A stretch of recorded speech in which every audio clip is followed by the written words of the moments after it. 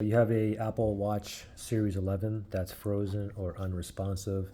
Maybe the screen here is like not working, or maybe you try to restart or power off. Maybe you can't get to this menu here, or if you tap on that power icon, maybe it doesn't do nothing, or maybe you're not able to slide power off and so on. Anyway, to fix it, all you got to do is force it to restart. Okay, and how you do that, it's a 2-key combination.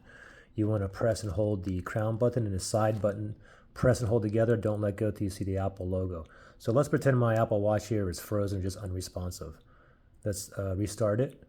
Power button or crown, side button. Ready? Go. Press and hold both buttons at the same time. So now just keep on holding. Keep on holding till an Apple logo appears.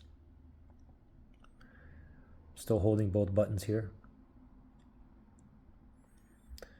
Come on. Where's that Apple logo at? Still holding. Oh, there it is. Go ahead and let go and give it a little bit until it boots back up. And voila, we're back in business. Once it boots up and it gets frozen again, just do it again. Do the same 2-key combination.